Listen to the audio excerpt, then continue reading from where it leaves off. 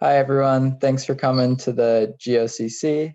Today we have Marge Baer is going to be talking about counting faces and polytopes in Eulerian Posets. This is the first of our special talks that we have being given by more experienced mathematicians to try to build community between grad students and people who've been around for longer. And I just want to remind everyone of the community statement.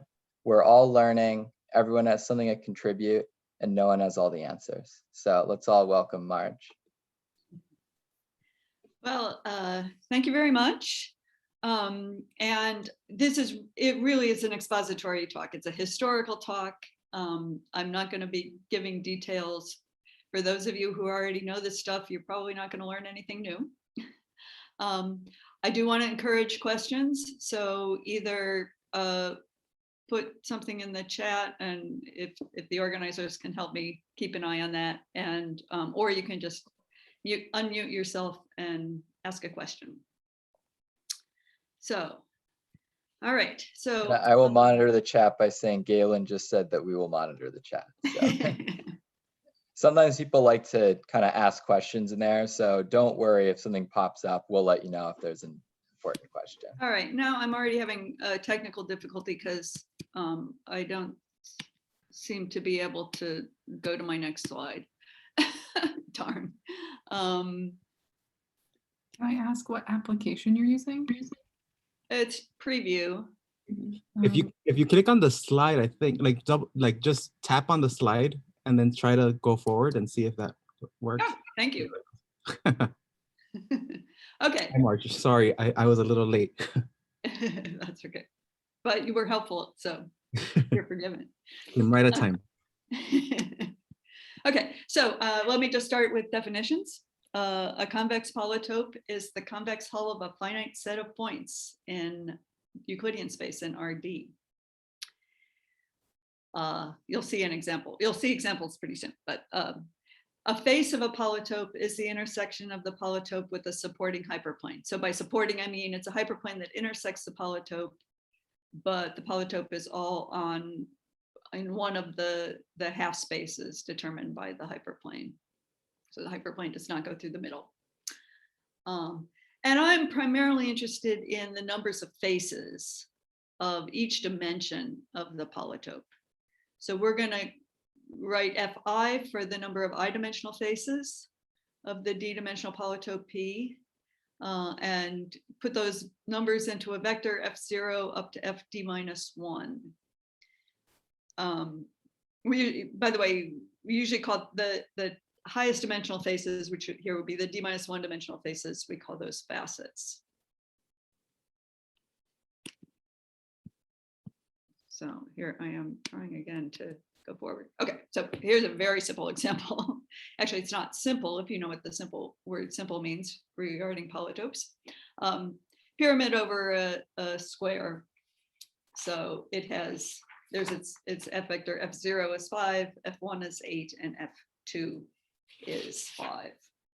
Now, you all know something, I believe, about these numbers, which is Euler's formula. That this is for dimension 3 polytopes, that F0 minus F1 plus F2 equals 2. Euler showed this in 1752.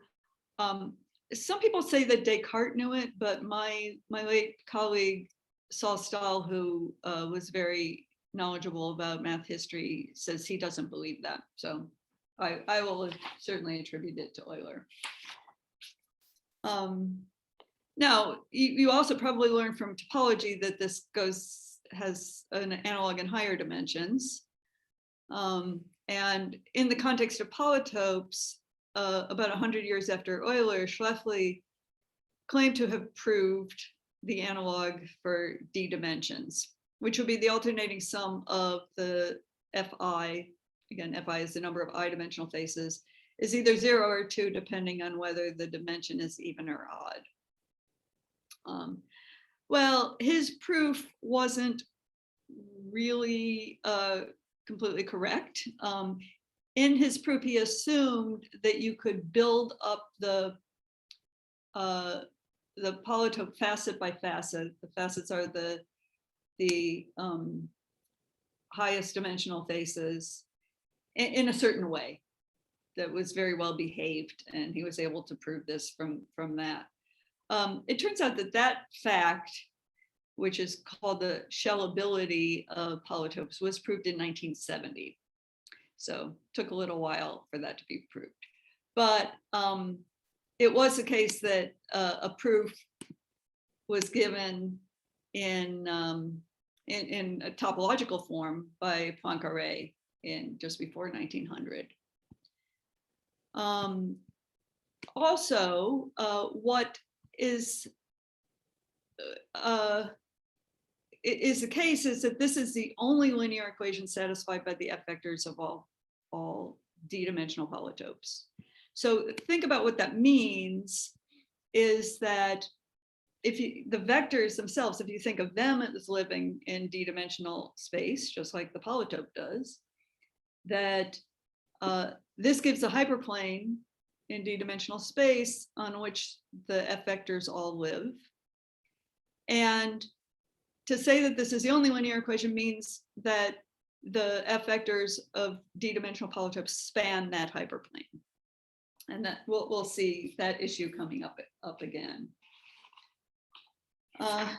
So here's a big question.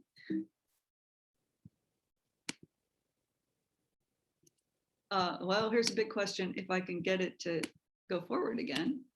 I don't know. There we go. Suppose you have a vector of integers, I should say, positive integers, satisfying Euler's formula. Is there a d-dimensional polytope with that vector as its F vector? And the answer is who knows? Well, in dimension d greater than or equal to 4, we have no idea of a characterization of the F vectors of polytopes of dimension d. I think you all can do the dimension 2 case. And Steinitz in 1906 did the dimension 3 case. So there exists a 3-dimensional polytope P with f of P equals f0, f1, f2. If and only if, well, I should have said the f's are integers. And Euler's formula holds f0 minus f1 plus f2 equals 2. And these 4 inequalities hold. F0 is greater than or equal to 4. You have to have at least 4 vertices to make a 3 polytope. F2 is greater than or equal to 4. You need at least 4 hyperplanes to bound, to keep a bounded thing, which will be a polytope. And then these 2 inequalities, 2f1 greater than or equal to 3f0 and 2f1 greater than or equal to 3f2. So all of you combinatorialists can figure this out. And maybe actually it's time for me to show another polytope. So let me do that. So if you're lucky, you can see this. I have here a polytope which has several triangular sides and several pentagonal sides. It has 3 pentagonal sides, a red one, oops, wrong, right? It seems I'm seeing things mirrored. It's very confusing. A blue one and a yellow one. And then at this end, there's a triangle that attaches to those 3 pentagons. At the other end, we have 4 triangles that are on this side of the polytope. So this is a polytope that has, if I remember correctly, 9 vertices and 15 edges and 8 facets or triangles and pentagons. So you can easily check that Euler's formula holds. Now, obviously, f0 is greater than or equal to 4, f2 is greater than or equal to 4. How do I know that 2f1 is greater than or equal to 3f0? Well, that's just a matter of double counting. I'm counting, when I count when I calculate 2F1, I'm counting the number of pairs consisting of a vertex contained in an edge. And every edge has exactly two vertices. On the other hand, a vertex, all I know is that it's contained in at least three facets, three two-dimensional faces. So the one that's pointing to you right now is in exactly 3, but this vertex is in 4. So, and of course it could be in more. So we get the inequality 2F1 is greater than or equal to 3F0. And similarly, this is another double counting. It says each edge is in exactly 2 sides, and each side has at least 3 edges on it. So it turns out that's enough. So there's actually, you can, if I give you this vector, there's a way of constructing a polytope that has that number of vertices, that number of edges, and that number of 2 faces. It's a recursive construction, of course, but so I want to talk a little bit about a special case of polytopes. Simplicial polytopes. So a simplicial polytope is a polytope all of whose faces are simplices, and a simplex, of course, is just well, it could be thought of as a polytope all of whose vertices are affinely independent. So no, this is a very special class of polytopes, but it is also a natural class of polytopes, because for one thing, if you were to take some reasonable probability distribution and just choose at random endpoints, say in RD, you expect to get a simplicial polytope, because you don't expect more than D points to land on the same hyperplane. So the affine dependency should just be because you've got D plus 2 points. And another reason the simplicial polytopes are natural to think about is that if I take a polytope like this, this is not simplicial because it's got a pentagonal face.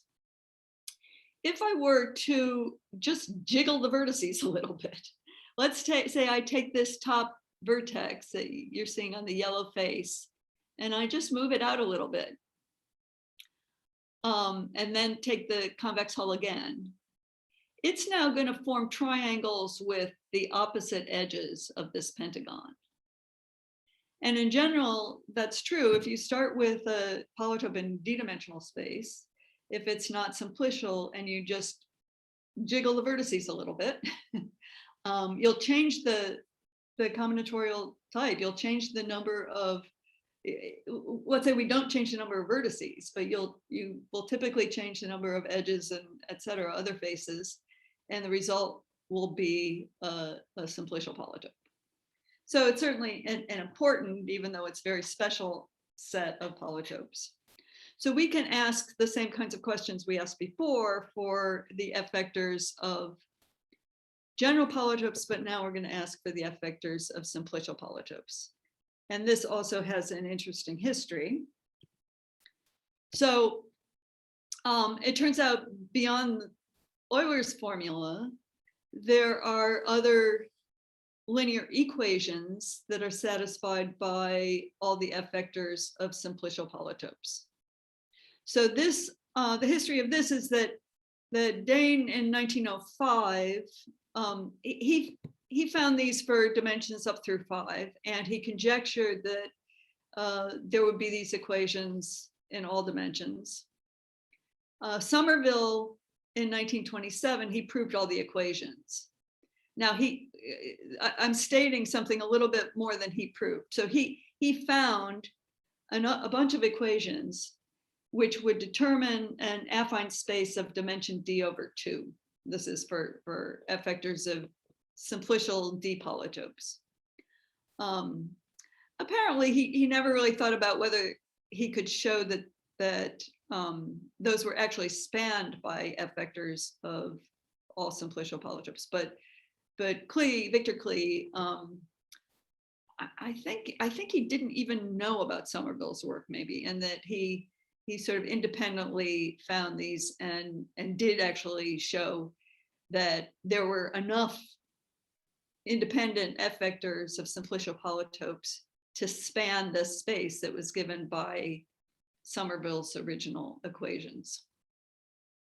Here are the equations for up through dimension 5. So of course there's Euler's formula is one of them.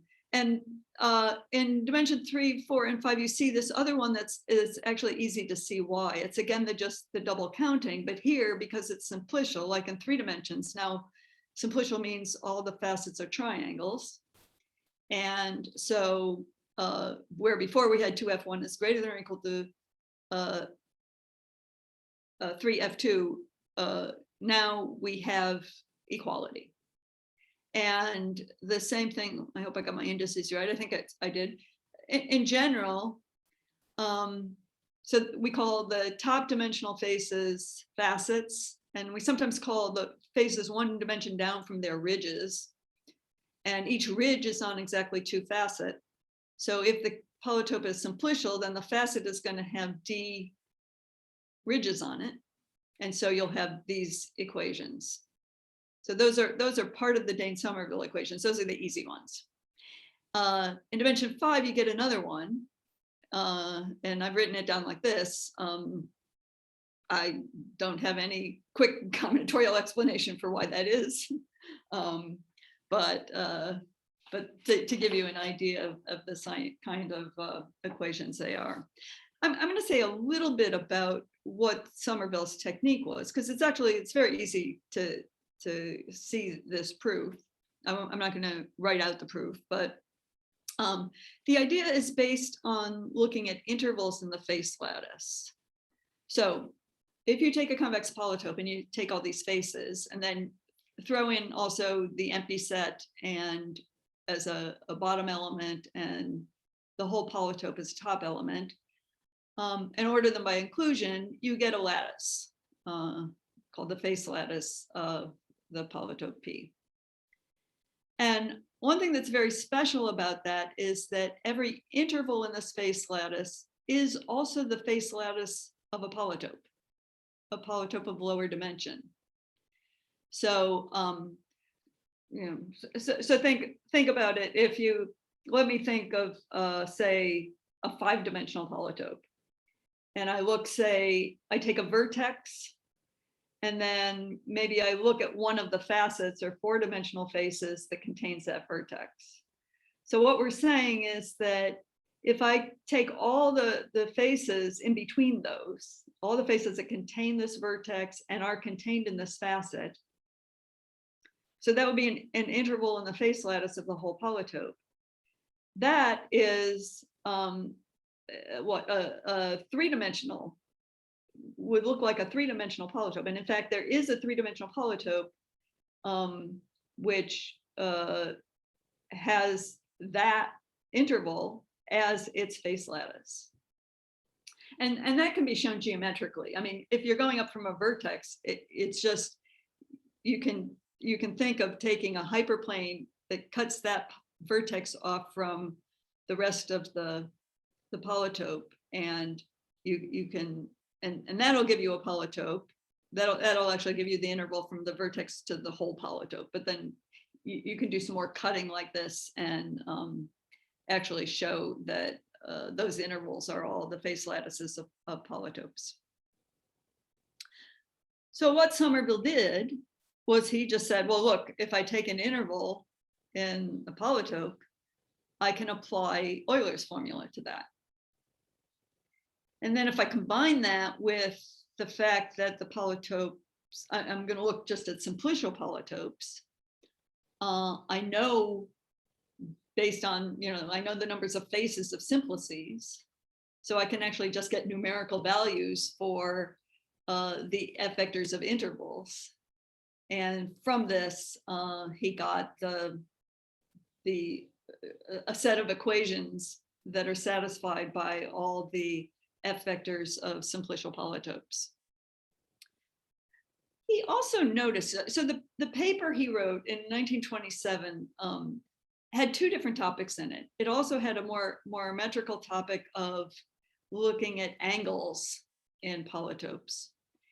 And he noticed by comparing these two topics that there was a really easy way of writing the equations he had gotten for the F vectors. And it involves a transformation from the F vector to what we call the H vector. He didn't call them, he used different letters, but okay.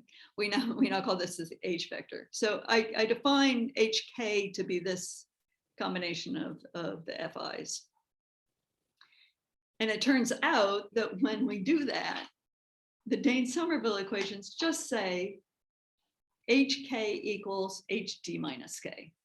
So they have this lovely form when you do that transformation. He saw this transformation, but he didn't know anything about what these numbers HK meant. And I don't remember now whether he even thought whether these were non-negative integers, positive integers, or something. Obviously they're integers, but it turns out they are. So this was 1927. Unfortunately, this work was basically forgotten. There wasn't so much interest in these questions about polytopes for quite a while. And also, Somerville, around the same time he wrote this paper, a book appeared, which presumably he finished writing before he wrote this paper. And so he has a book called The Geometry of N Dimensions or something like that. And this does not appear in this book.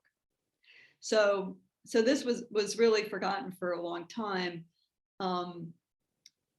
Interest in questions about the numbers of faces of polytopes and whatnot was reawakened with the advent of linear programming around the time or a little after World War II, because the feasible set of a linear program is, well, not necessarily a polytope because it might not be bounded, but if it's bounded, then it's a polytope. And issues of the efficiency of algorithms for solving linear programming problems naturally involved combinatorial questions about polytopes.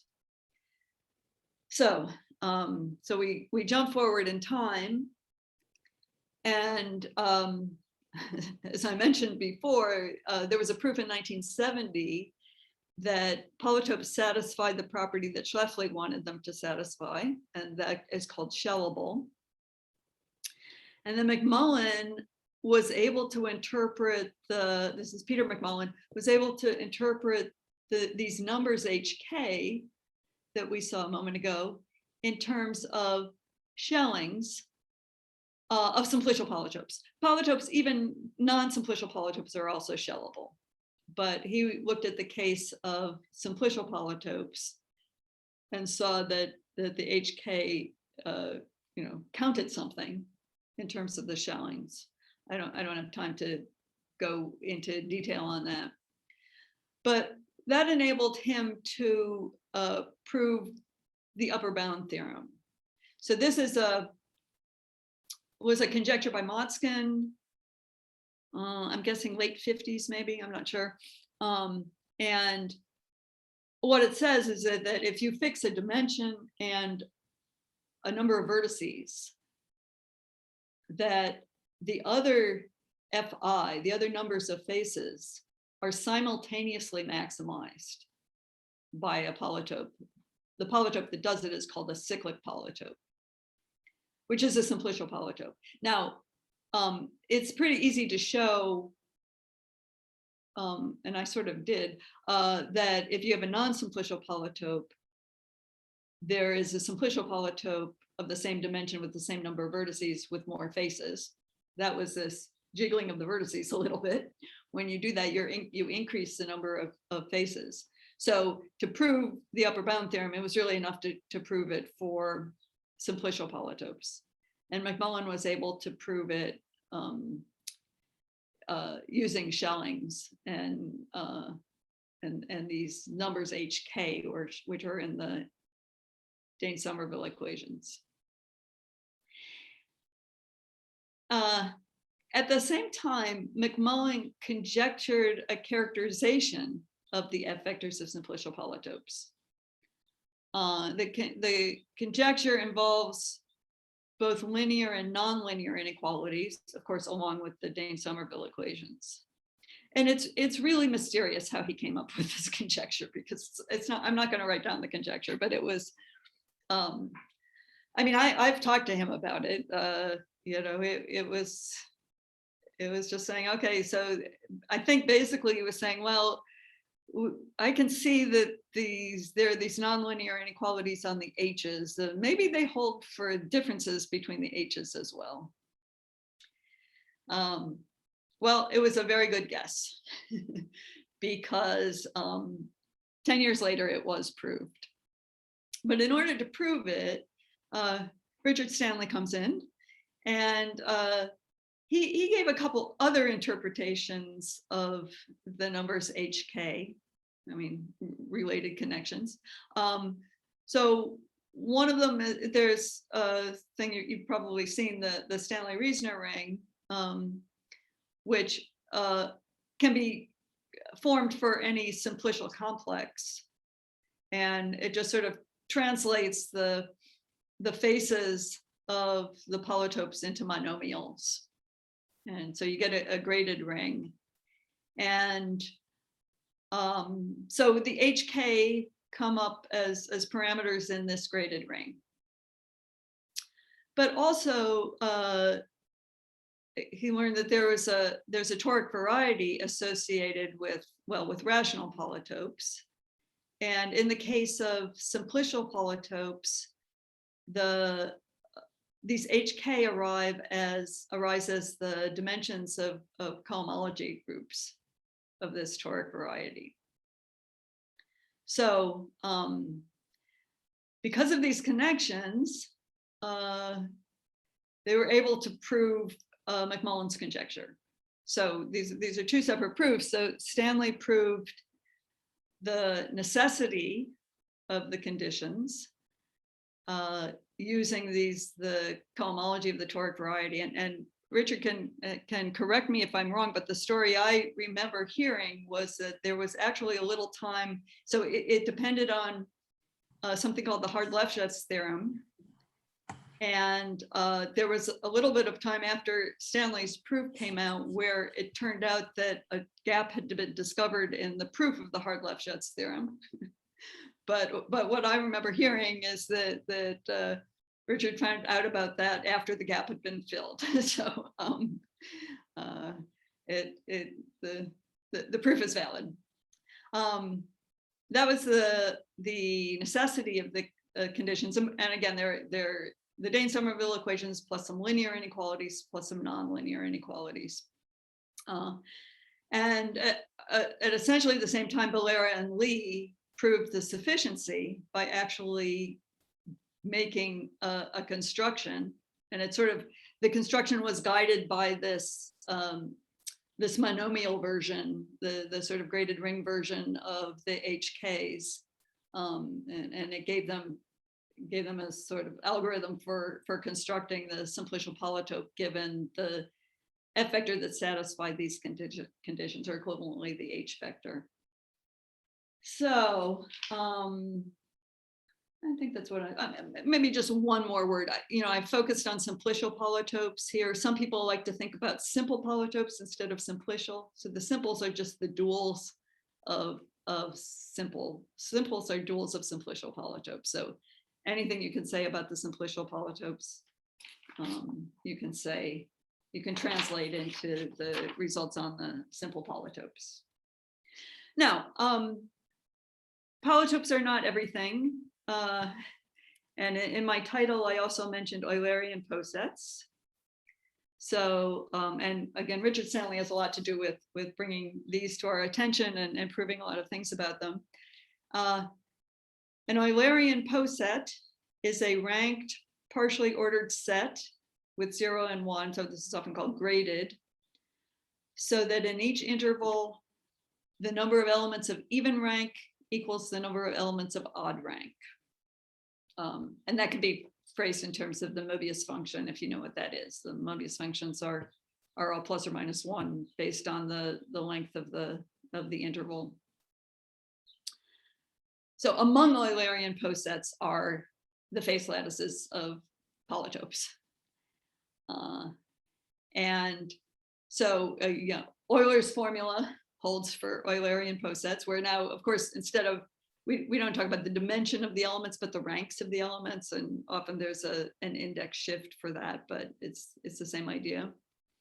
And then if you have all intervals, except maybe up to the top being Boolean algebras, then you also have the Dane-Somerville equations holding for that poset.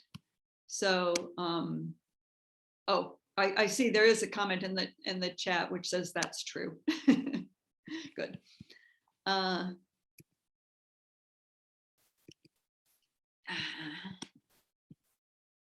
Okay, so I want to turn now to a more detailed parameters for a polytope, or for that matter, for an Eulerian poset. So I'm going to turn to flag vectors. So instead of looking just at how many individual faces there are in the polytope, I want to look at how many chains of faces there are. But I will count them by their dimensions. So if I have a chain of faces, well, starting with empty set going all the way up to P, but it doesn't have to be a full saturated chain or maximal chain or anything like that, but just a set of faces, distinct faces, ordered by inclusion. I'll call that an S flag, where S is just the set of dimensions of the faces. And I want to count those in terms of S. So F sub S, or F sub S of P, is the number of S flags of P. And if I put those all together into a big vector, I mean, they're 2 to the D sets, subsets of, for me, I write up as 0 up to D minus 1. I'll call that the flag vector of P. So example, there's our square base pyramid again. And I've left off set brackets on these subscripts, of course. F empty set is 1. That's always the case. That just says there's one chain that doesn't have anything in it. The other entries of the flag vectors include the F vector. These are just singleton sets. So we have the F vector here. And then we have, this is, set of 0, 1, etc. We have these 4 other subsets of 0, 1, 2 for 3 dimensions.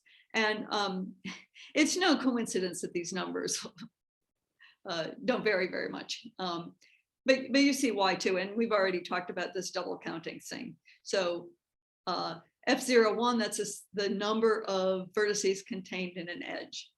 And every edge has 2 vertices, so that's 2 times 8, which is 16. Same argument with F12. Every edge is contained in 2 facets. So there's two chains for each edge, and that is 16. And actually, then if I go to F0, 1, 2, I can think of how do I extend a chain that's got an edge and a face in it, facet. I can extend it in 2 ways with a vertex. And so that's F0, 1, 2 is 2 times F1, 2. So that's 32. I skipped over F0, 2, but we can sort of go backwards from here. If I have a chain that consists of a vertex contained in a 2-face, there are 2 ways to stick an edge in between. I take this vertex and this triangular 2-face. There are 2 edges that are contained in the 2-face and contain the vertex. And so F0, 1, 2 is 2 times F0, 2. So F0, 2 is also 16. So I want to extend the question about F vectors to question of flag vectors. What length 2 to the D vectors of positive integers are flag vectors of convexity polytopes? And I will extend the answer also, who knows? But by the way, you know, if we knew the answer to this question, that would give us in some form an answer to the F vector question, because the F vector is just part of the flag vector, the entries with singleton sets.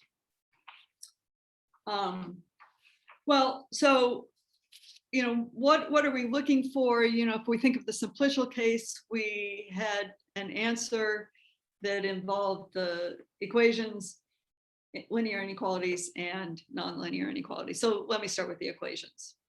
So it turns out we know those.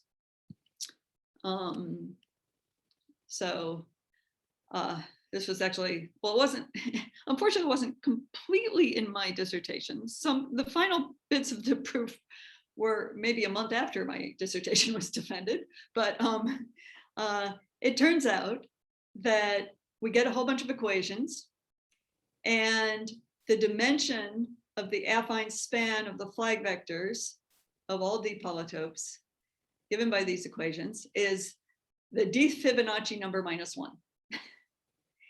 And here's the dimensions for low cases. So for dimension 3, the flag vector is just determined linearly by the F vector, as we saw in that example. So it has affine dimension 2. I'm thinking if I know F0 and F1, I know the whole flag vector. And dimension 4, I say that has dimension, affine dimension 4. If I know F0, F1, and F2, and then one other flag number, F02, from that I can determine linearly the whole flag vector. Dimension 5, I need the F vector plus 3 other terms. So these are, if you add 1 to these numbers, 3, 5, 8, those are 3 numbers in the Fibonacci sequence, and that's what you get. So yeah, so there are 2 aspects to this proof. So one is to write down what the equalities are, and it wasn't actually so mysterious. Those came about just by going back to Somerville's original proof for the simplicial things, simplicial polytopes, and saying, well, what happens if it's not simplicial? Then what we're going to get are numbers that are flag numbers, not F vectors, Fi's. And so one can write those down and then fool with them in a certain way to get the number of those that are independent. And then what took me a little longer was actually finding a set of flag vectors that would span the space. So so that's the case. Now, Eulerian posets don't have any more equations.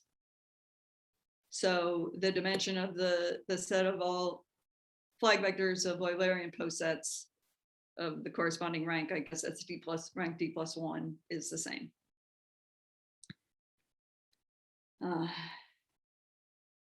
So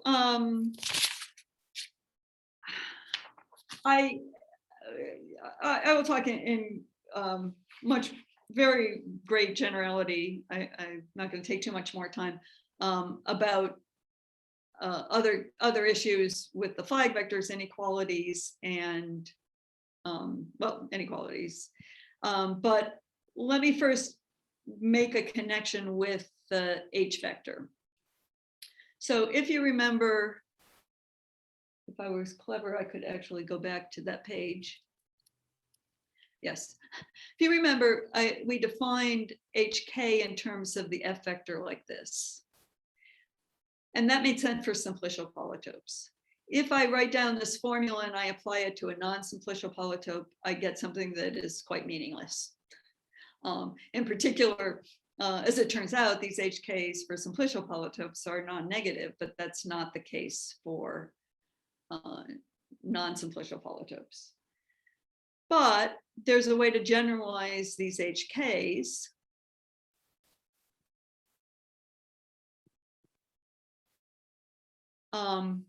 Using the interpretation of the H vector as the ranks of cohomology of the toric variety.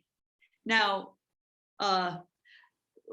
one thing that was special in the simplicial case was that you could have two different simplicial polytopes that are combinatorially equivalent. That means their face lattice is the same, but geometrically they're somewhat different.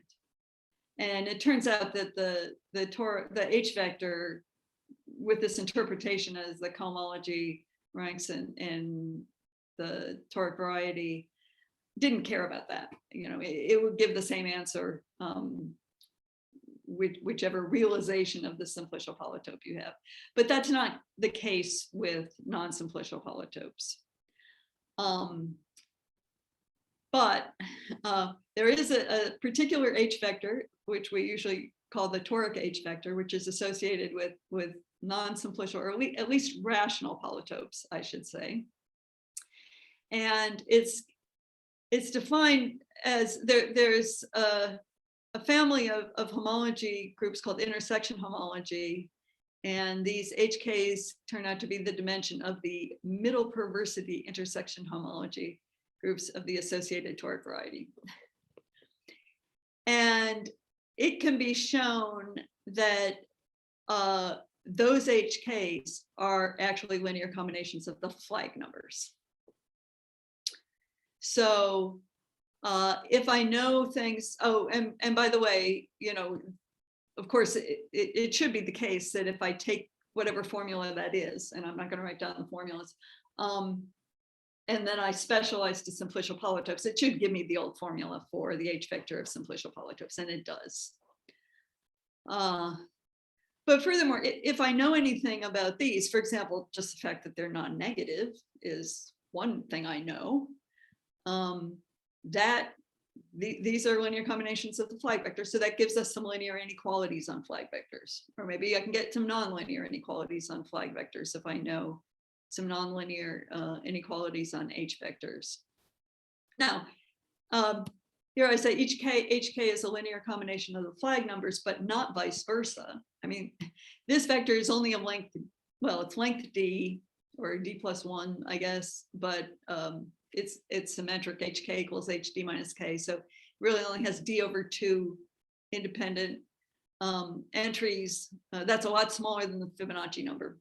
So we can write these in terms of the flag numbers, but not vice versa. On the other hand, Kawai has this convolution that extends the H vector to a vector that is of length Fibonacci, and which is linearly equivalent to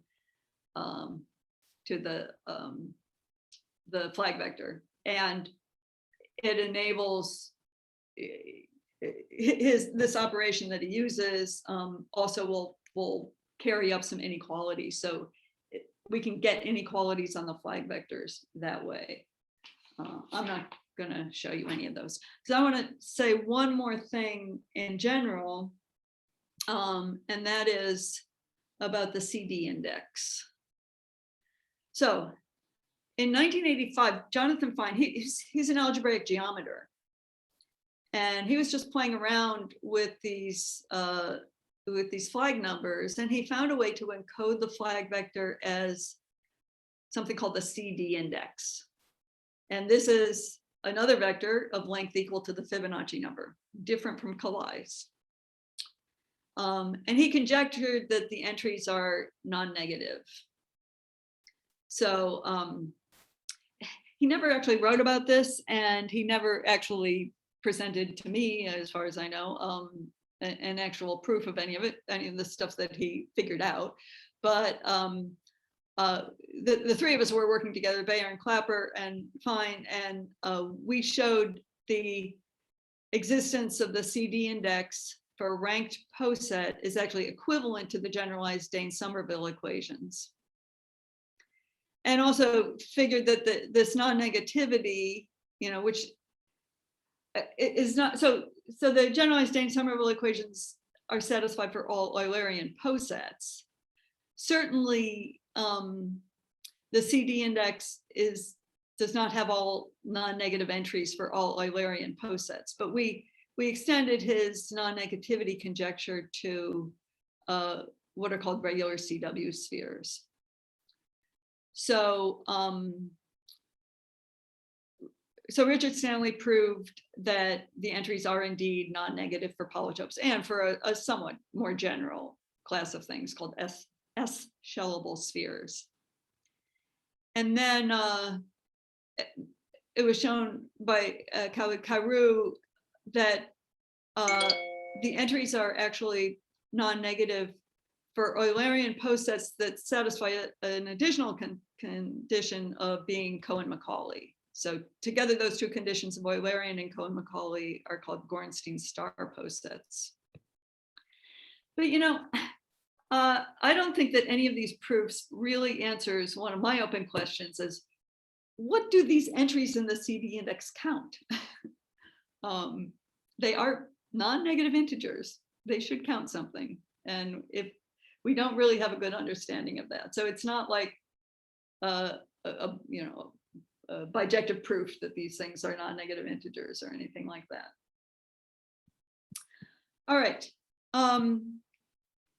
I want to just, without showing any detail, just give some general descriptions of the kind of work that have gone on with flag vectors and CD indices and whatnot in recent years.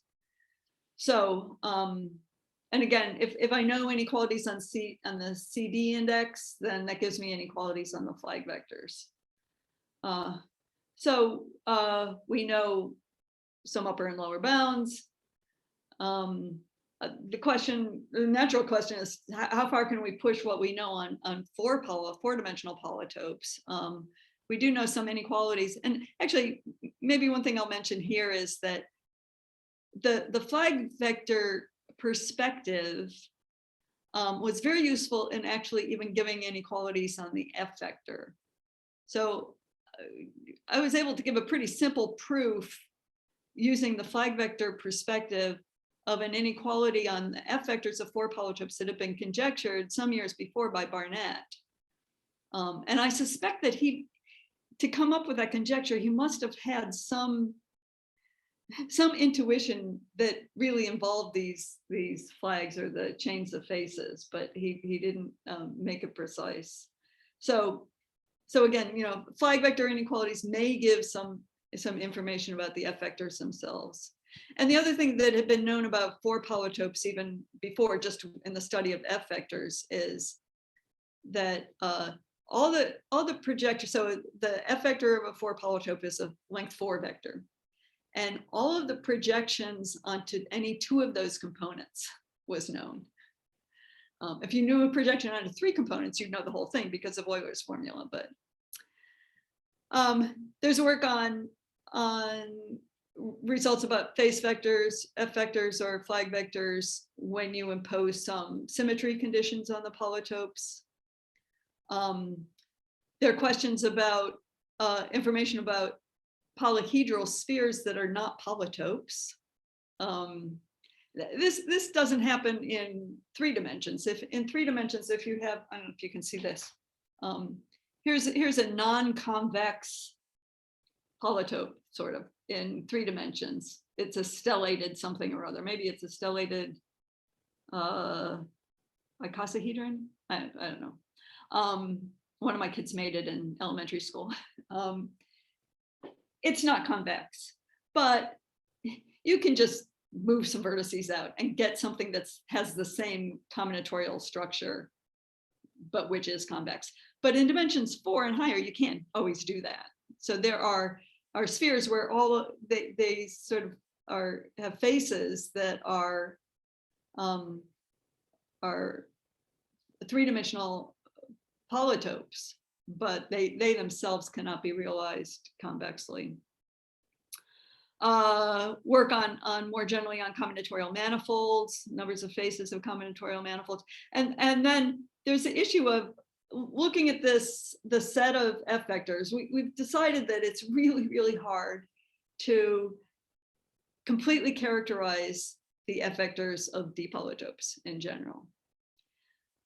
But one thing you might ask is, suppose I take, say, the smallest convex cone that contains all the F vectors of 4 polytopes. Can we say what that looks like? And that's actually sort of analogous to Steinitz's theorem that tells us that for 3-dimensional polytopes, but it tells us a lot more. Stein's theorem gave a cone of vectors, and it said every integer point in that cone is the F vector of a 3 polytope. And that cone just had, well, it looked like it had 4 faces. I think it really only has 3 faces, but it has a finite number of faces.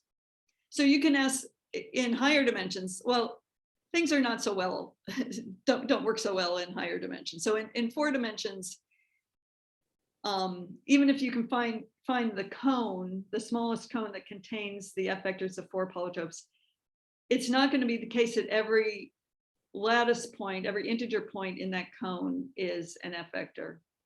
But still, it's interesting to find that cone. And we don't even know in general if those cones are finitely generated or not. So that's another direction. Now, I haven't associated names with all this specific work. I've listed a whole bunch of names below, and I'm sure I have left people out, and I apologize. But just to give you an idea of a bunch of people who have worked on questions like this. And my last slide is actually to make a connection with algebra. So, and this happens in various ways. One thing algebraic topic to note is that another example of Eulerian posets are the Bruja intervals. And they also give a spanning set for CD indices, or so for flag vectors. Some other algebraic structures, there's some Hopf algebra structures. So Blair and Liu introduced a graded algebra that's generated essentially by F empty set, but considered as operators on different dimensions, and showed a certain ideal so that the quotient really gives the CD index. And it turned out that was dual to an algebra by John Stambridge of the called the peak subalgebra of the algebra of quasi-symmetric functions. Ehrenberg and Reddy have looked at coalgebras. They have a coalgebra that's generated by Eulerian posets, and a coalgebra generated by something called the AB index, which I haven't talked about, but there's a coalgebra map from one to the other, and lo and behold, it takes Eulerian posets to the CD index. So I am out of time. I hope people maybe can stick around for questions. But in the meantime, thank you. Thank you. You can thank the speaker with either your react clap emoji or by just something. I guess I unmuted myself. So are there any questions for the speaker, for Marge?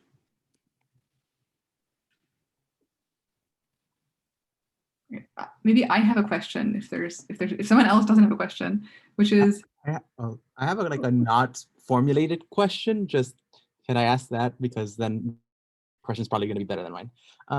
If you could have maybe what's the dream? Like if you could have something proven, what would you really like to see in the next few years proven about these things? I guess the first thing I'd like to see is a complete list of linear inequalities that are satisfied by the F vector, or similarly for the flag vector. I don't think that's realistic. So.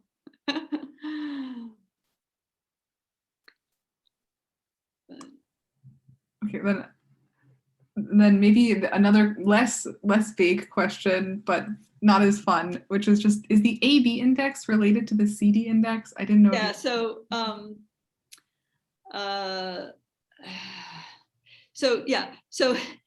C equals A plus B, and D equals AB plus BA. Okay. And what it is, so you do those substitutions, you get this big vector, you get this big polynomial, let's say, in A's and B's. And what it is really, it's an encoding of what's called the flag H vector, and the flag H vector you get from the flag F vector by inclusion exclusion. Ah, okay. Thank you. Are there other questions for Marge? Okay, if there aren't other questions, we will thank her again and then we'll stop the recording.